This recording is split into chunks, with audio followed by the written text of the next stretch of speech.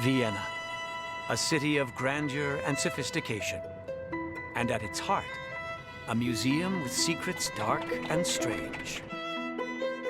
A family curse, an alchemist's magic, medieval special effects, and a priceless treasure that disappeared. Secrets hidden in plain sight inside Vienna's Kunsthistorisches Museum.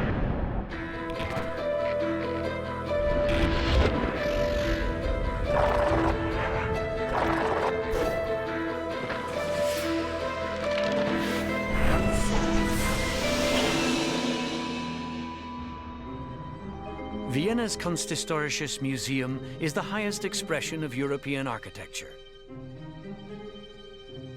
The perfect complement to the treasures on display.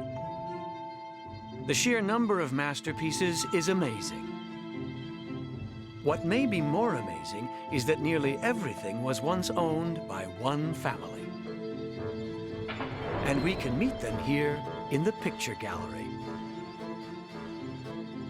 These are the Habsburgs, Europe's foremost ruling family for 500 years. They appear cultured, relaxed, and all-powerful, but they didn't start out that way. Back in the age of chivalry, being a Habsburg emperor wasn't easy. In this era, men in armor were not loyal soldiers, but freelance warriors who swore allegiance to whomever they chose. The highest-ranking Habsburg, Maximilian I, tried to convince knights to follow him, in part by impressing them with his armor. Maximilian developed some of the most amazing armoring techniques. The fit and finish had never been seen before. Not only that, he took it to a level of fun. He developed facial features within the helmets that had never been seen before. André Régnier is an historical technologist. Today he has asked curator Matthias Pfaffenbichler to show him this piece of Maximilian's armor. It is a breastplate like no other, with prominent gears and levers. Their function and purpose is unclear. André is fascinated by this strange mechanical armor and has a plan to discover its secrets. There's never been a successful attempt to recreate Maximilian's armor.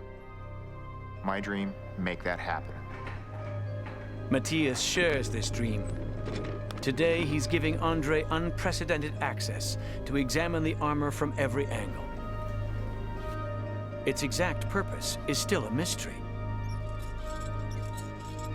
Matthias and André believe that purpose has something to do with jousting. Jousting was the Middle Ages' most popular sport. This was the football of its time, the soccer Yes, of this its day. was the only great spectator sport, yes. And Maximilian created the biggest spectacle of all. Yes. For knights, jousting was a way to prove their bravery in front of a crowd. Both horses to combine with the armor, it's 1,500 kilos. This is like driving a small car on a concrete wall with 100 kilometers per hour, so it's an enormous force. For Maximilian, the spectacle was a way to attract potential allies to his court. The important thing were not the sport events in themselves, but the negotiation which took place at the same time. So he tried to get more power by winning over the knights. Problem was, every duke in the land held his own jousting tournament. So there was a competition between the dukes, the middle-sized rulers, and the emperor. If Maximilian wanted to keep the crowds coming, he needed a way to pimp his joust. And that might be where this breastplate comes in. Matthias believes it once had a shield attached to it that was designed to break away on impact. If you hit here, nothing happens. If you hit here, nothing happens. If you hit here or if you hit here, nothing happens. If you hit here, and you have to hit hard, then this mechanism is unlocked. As soon as that was loosed, Yes, the shield would go up into the air. Andre intends to test this theory by recreating the breastplate, fashioning a shield, and putting them to the test in a jousting arena. His workshop near Detroit, Michigan, has all the right equipment for the job. But though he and his team start with detailed schematics, the inner workings surprise him. I just assumed that was art.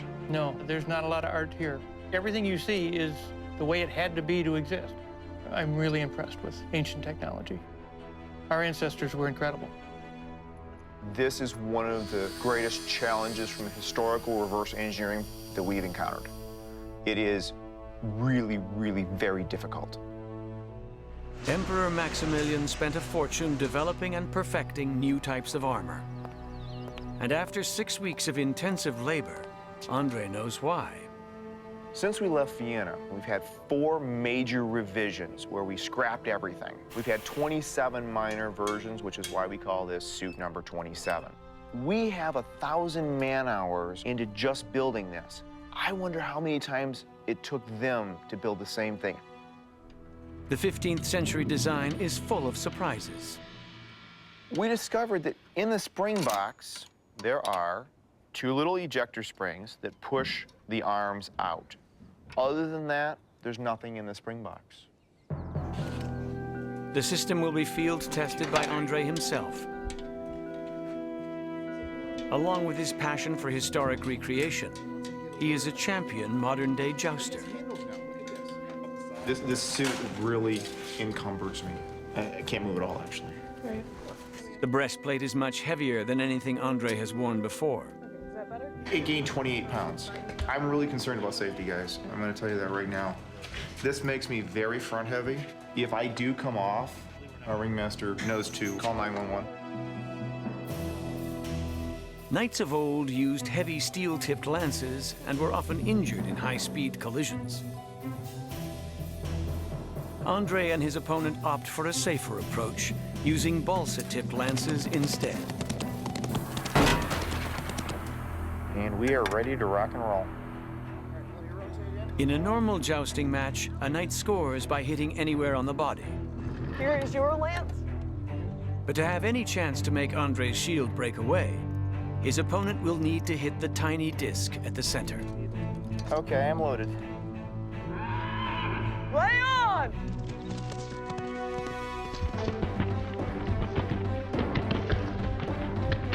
This turns out to be a challenge. Do it again. The second hit releases the shield, but Andre barely saw it through his visor. So he wants to see the instant replay. Here we go, start of the round. Yeah, that's not, no. Too much work into this for that. Yeah. We need to have it go over the head.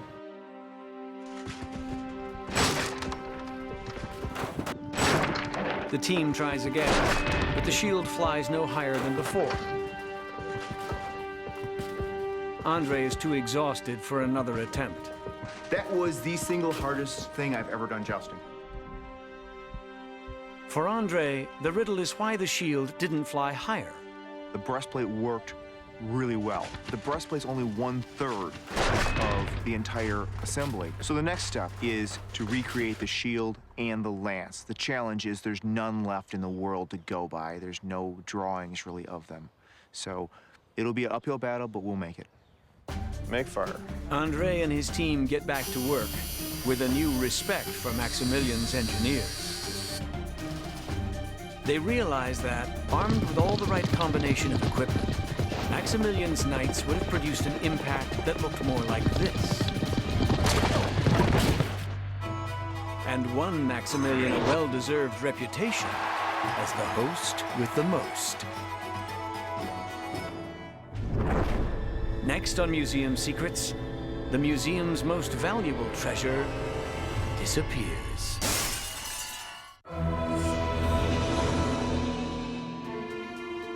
At Vienna's Kunsthistorisches Museum on the morning of May 11th, 2003, security staff reported that there had been a break-in during the night. I went into the gallery. I saw this broken showcase, the empty showcase, and I just had to burst in tears. This was an incredible catastrophe.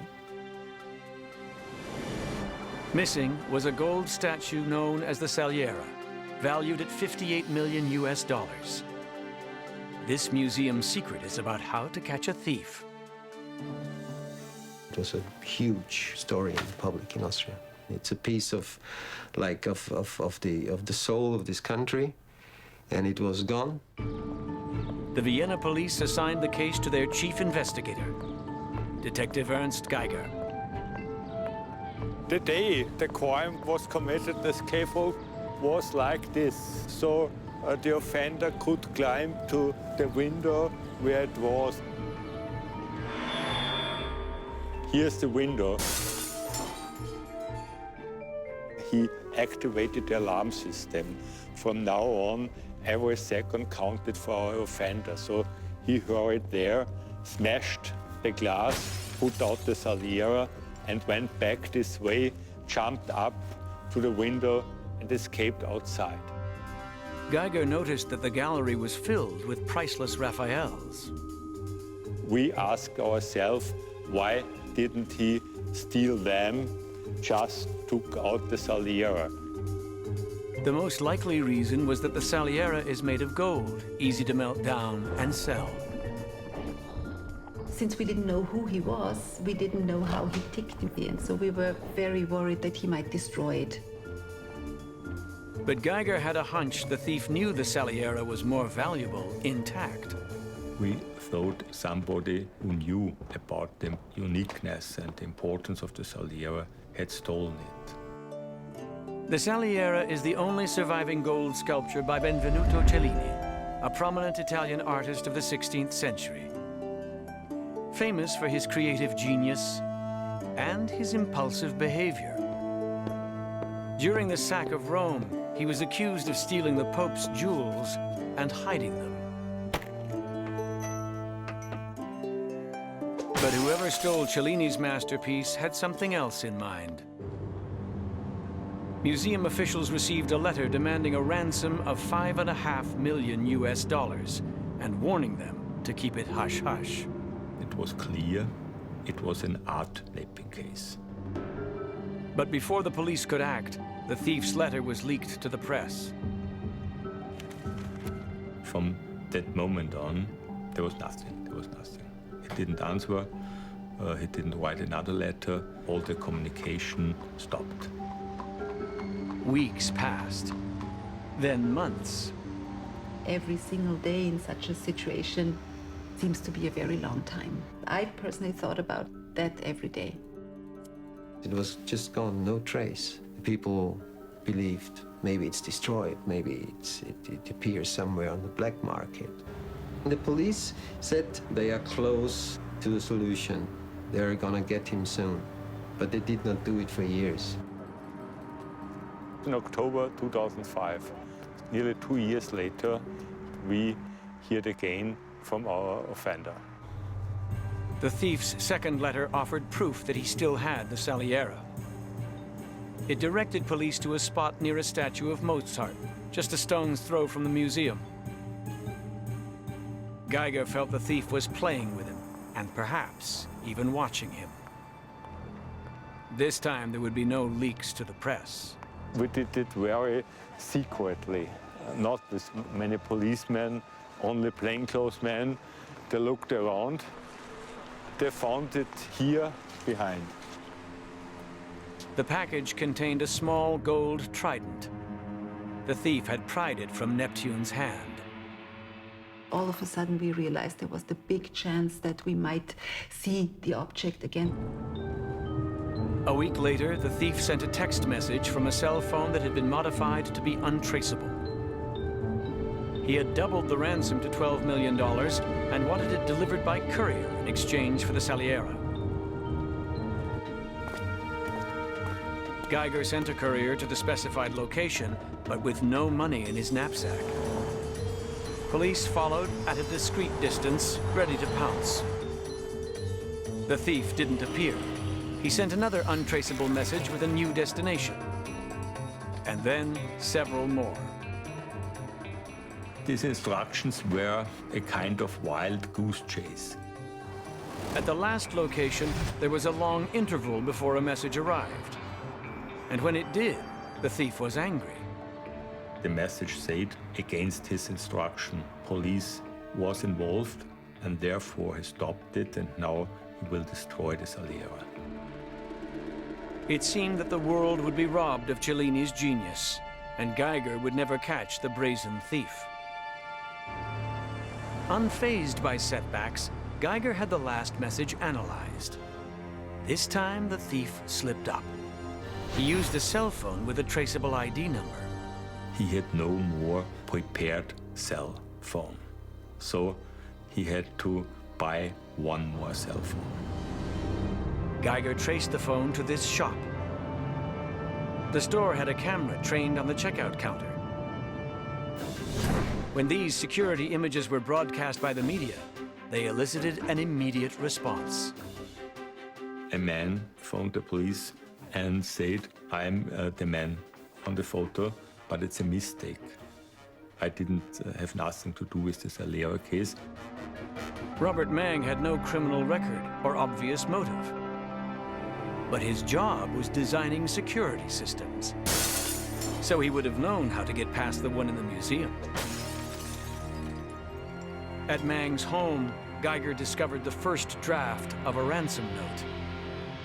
Confronted with this evidence, Mang led police to a wooded area. Buried underground was a lead box containing Cellini's masterpiece. So the Saliera was back, a piece of Austria was back, and Mr. Geiger was honored in the parliament as a hero. Many wondered why a previously honest man would commit such an outrageous crime. This was a very, very strange situation, knowing that Cellini was such an outrageous character. I had the feeling that maybe the thief wanted to be the Cellini of our times. When Cellini was arrested, he refused to admit he had stolen the Pope's jewels, even under torture. And one night, he made a daring escape. By contrast, Robert Mang pleaded guilty and would not get away. Instead of achieving the fame of a Cellini, he ensured the fame of a Cellini masterpiece. Until this very moment, only a handful of people in Austria knew about the Saliera. But from this day on, everybody knows. Up next, the secret of turning silver into gold.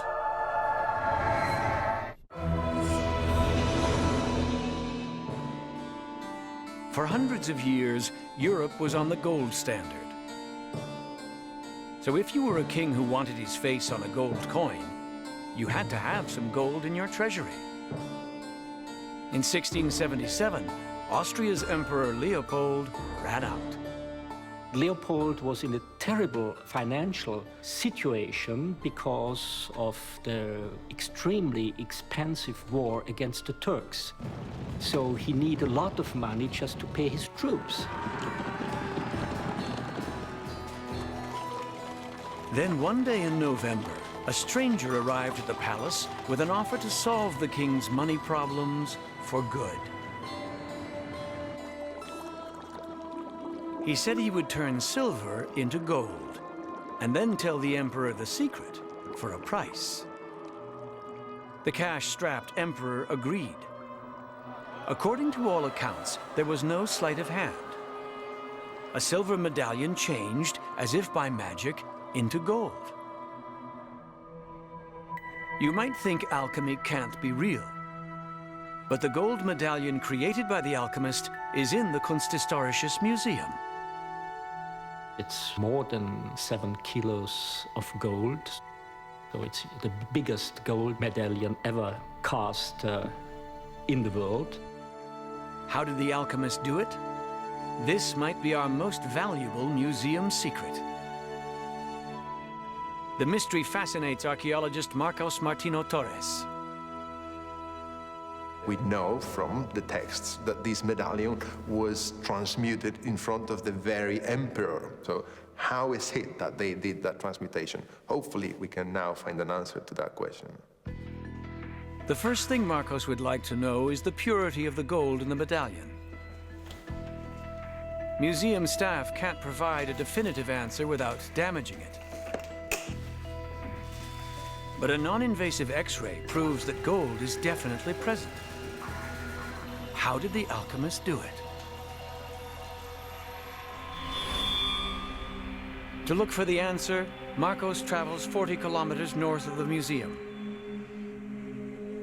Here he meets archaeologist Sigrid van Osten, who has uncovered evidence of an alchemist's workshop in a 16th century church.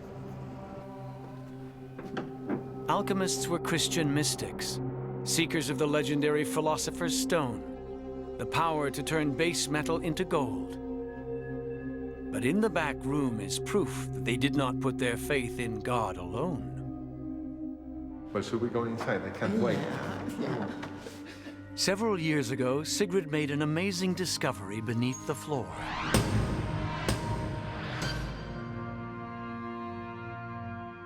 So this is where it all happened. This is where you found this equipment. It's only a little part of the materials. We have more than 1,000 objects. 1,000 objects. They've got an assortment of material, every one of them very specialized for a specific technical function. You just have to have a look at this to see they knew a lot of science, don't they? This laboratory was a high-tech. Much of this equipment would look at home in a modern chemistry lab. When people at the street think about alchemy, of course, they immediately think of Harry Potter. We've tended to regard alchemists as wizards and obscure philosophers. But these alchemists knew a lot more science than we credit them for. It was very much about trial and error, experimentation. So alchemists were really early chemists, including the alchemist at Leopold's court. Marcos thinks he changed silver into gold using a trick that only a chemist would know.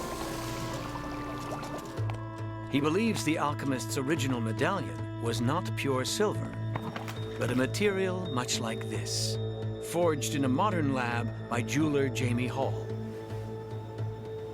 Well, although it looks entirely silver, there's 30% gold in this. I don't think anyone would realise it was in there. So it's roughly 70% silver, 30% gold. It looks very silvery. And if the alchemist started with silver that contains gold, Marcos may know what chemical was in his vat. I've been looking into what may have been available to a 17th century alchemist, and I think the most plausible reagent would be nitric acid. Alchemists called it aqua fortis. The name aqua fortis says it all. It's so fortis, so strong, that it dissolves anything you put in it, anything except for gold. So we've got everything we need except for an emperor.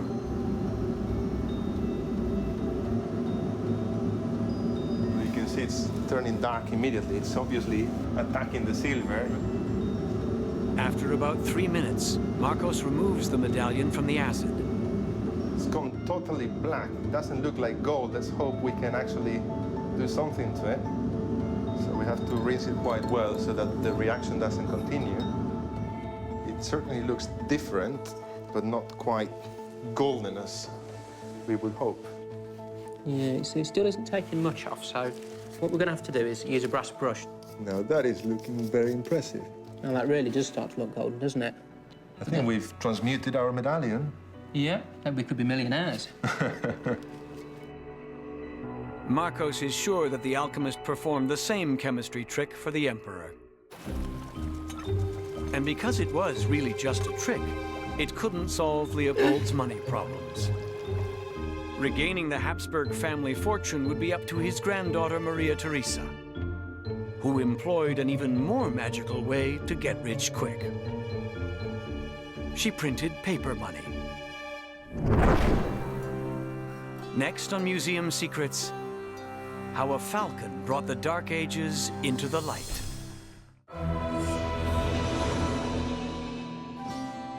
Inside the Kunsthistorisches Museum, what medieval artifacts are made of reveals the era's pecking order.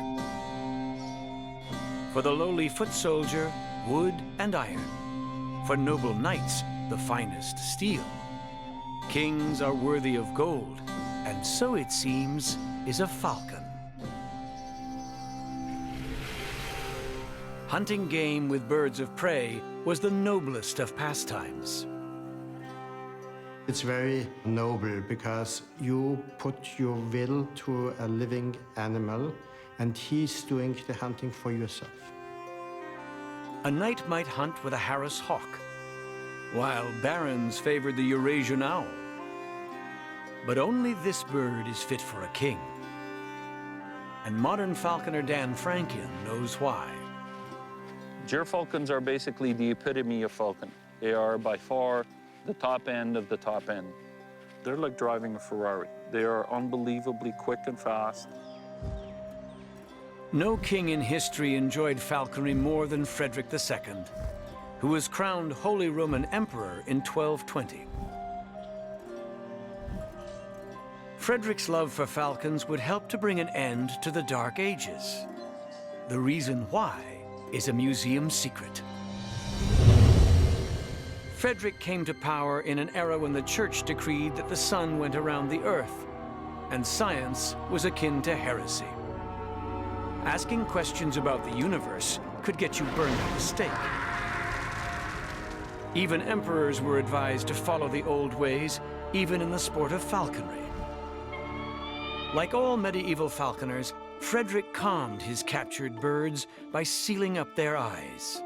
Using a needle, they would take the bottom lid of the falcon and the top lid, put a little tiny hole in it, and put the two lids together. Now that these days is totally unnecessary and a lot of people consider it barbaric. The same might be said for the way Frederick trained his falcons to hunt for him. He lured them with live birds tied to a string.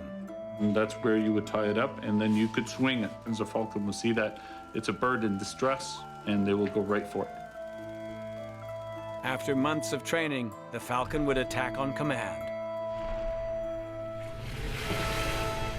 In 1226, Frederick was pulled away from his favorite sport when the Pope ordered him to lead a crusade. There had been several previous attempts to take Jerusalem for Christendom. All had failed. But as Holy Roman Emperor, it was Frederick's duty to try again. He landed with an army in Palestine, but didn't fight any battle. He started to negotiate. During the diplomatic talks, Frederick became fascinated by what the Arabs showed him. Astronomy and engineering far in advance of anything in Europe. Frederick soon realized why they were ahead. They asked questions and then tested them, what we would call the scientific method.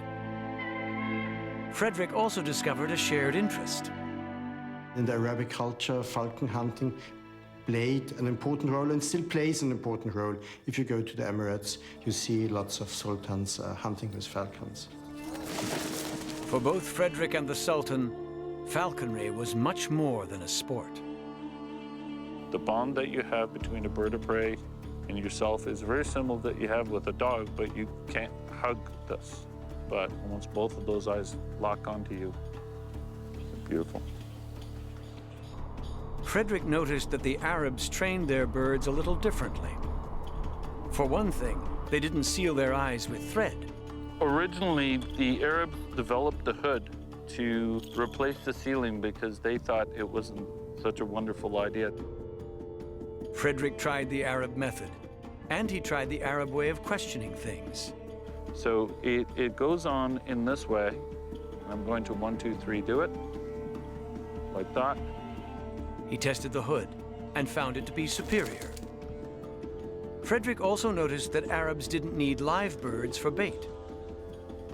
Making a lure from the wings and meat of the prey worked just as well. It's supposed to follow what it is that the falcon's going to be chasing in a natural environment. Frederick tested this Arab technique and many others. His interest in Arab falconry and science created an atmosphere of mutual respect between the two leaders. And this enabled them to negotiate a solution which was good for both sides. And this was that the Sultan of Egypt would give Jerusalem to the emperor, and the emperor wouldn't attack Egypt. With the Sultan's blessing, Frederick was crowned the King of Jerusalem. His was the first and only bloodless crusade. When he returned to Europe, he published the results of his falcon experiments. It's the first treatise on falconry. It's kind of what we refer back to. That's very important. I mean, it's the Bible. Frederick's book revolutionized European falconry and transmitted the scientific method from the Islamic world to Christendom, where it would influence visionaries like Galileo and Leonardo da Vinci. The church was not pleased, but it was too late.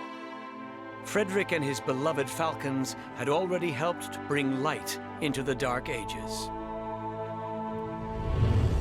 Next on Museum Secrets, the forbidden dance that changed the world.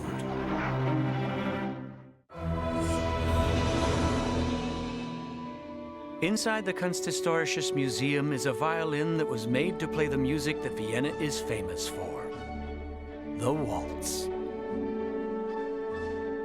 This sublime waltz melody, the Blue Danube by Johann Strauss, has become a familiar fixture at many formal occasions. Today, we rarely dance the waltz except to observe archaic traditions. But if you think the waltz is tame or boring, it isn't. The truth about the waltz and how it changed the world is our museum's secret. The story begins at the end of the 18th century, when all of Europe was engulfed by war, and Austria had fallen on hard times. It was a poor time, very poor time. People lost a lot of members of their family, soldiers who died in the battles, who were injured. Peter Widholz is a professional tenor and president of the Johann Strauss Society. There was no time in Austrian history which was too sad for the people to forget music and to forget to dance. Music helped the Austrians always to survive. To take their minds off the carnage, Austrian nobles danced the minuet, bowing and curtsying to each other as they had done for centuries. But in the countryside, commoners were inventing some brand new dance moves. To understand what was new about them, we need to take it step by step.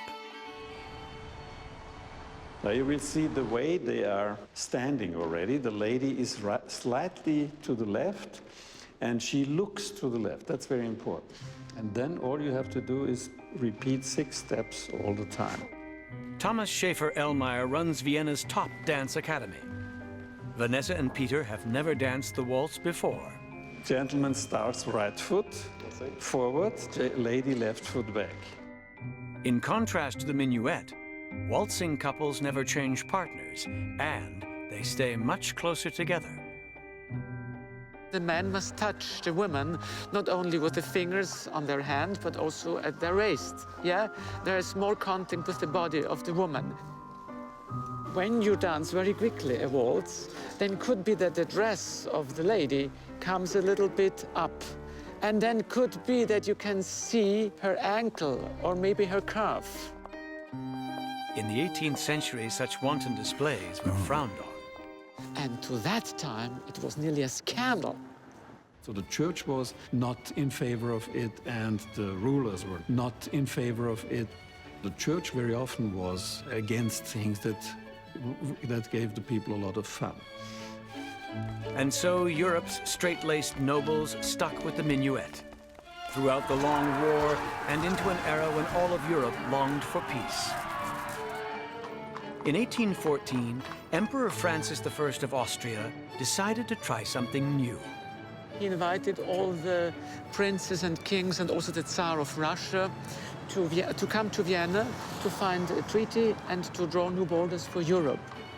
As the nobles negotiated in this palace, the halls echoed with shouts and accusations. After long days of acrimony, they were eager to unwind. The plan of the emperor during the Vienna Congress was to make a lot of amusements for the European kings and princes. There were a lot of balls and concerts and different events in Vienna. It so happened that Vienna was the only European capital where dance halls allowed the waltz. When the nobles saw it, they wanted to try it. The kings and the princes and all the aristocratic society find the love for that dance. They enjoyed it. And once they started waltzing, they felt a new sensation. So what sensation did you get when you were waltzing?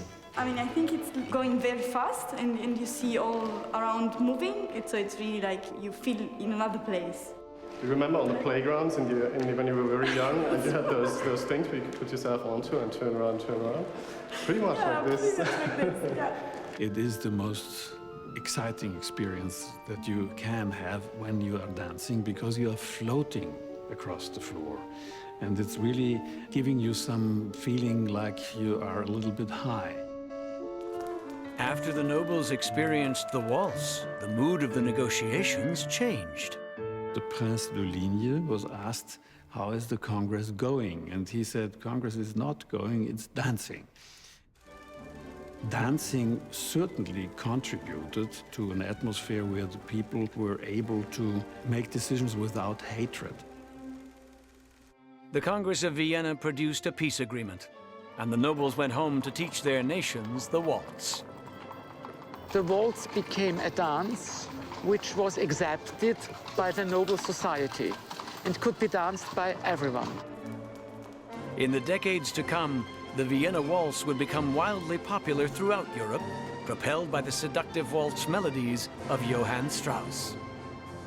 Once a journalist attended a ball and he saw how much the young people were excited by the music of Johann Strauss, how they danced. And he went home and wrote on the next day in the journal how many children must be grateful to Johann Strauss that they exist, because after such a ball, young babies were produced by the excited parents. So the church had it right all along. You never know what will happen when a couple starts to waltz. Up next, a royal family's darkest secret.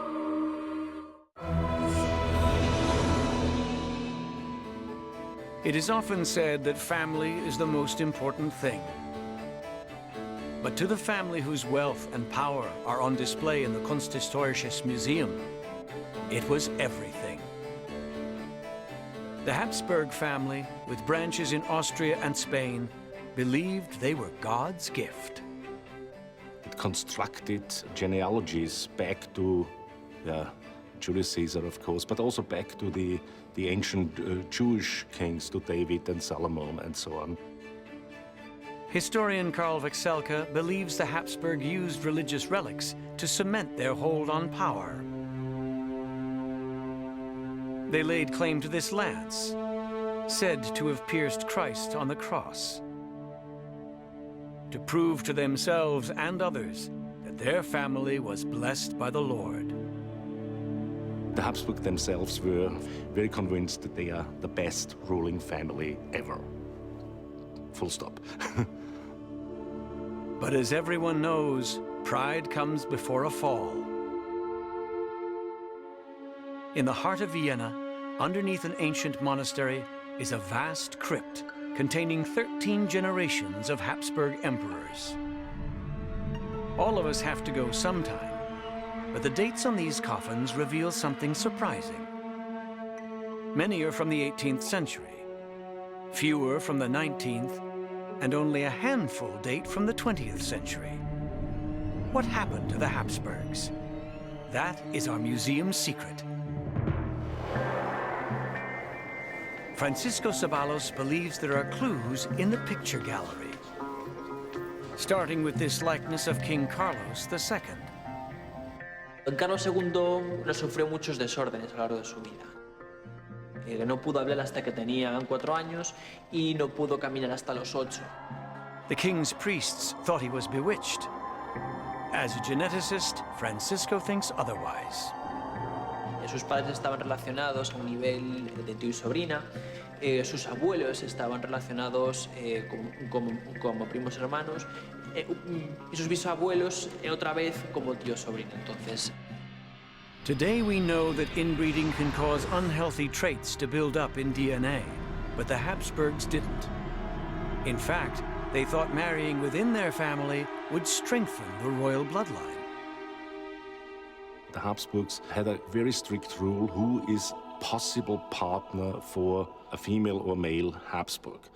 They have to come out of a former ruling family or of some clearly defined aristocratic families that were seen as equal. As their family tree grew in on itself, genetic problems became visible in the facial deformity now known as the Habsburg jaw. But their most severe problem cannot be seen. In the family crypt, tracing the genealogy reveals that many Habsburgs died without producing children. The family was dying out, and they knew it. They prayed to God to lift the curse that had befallen them. And then in 1651, this little girl was born. Here we have 3 portraits of Margarita Teresa. She was a perfectly normal girl.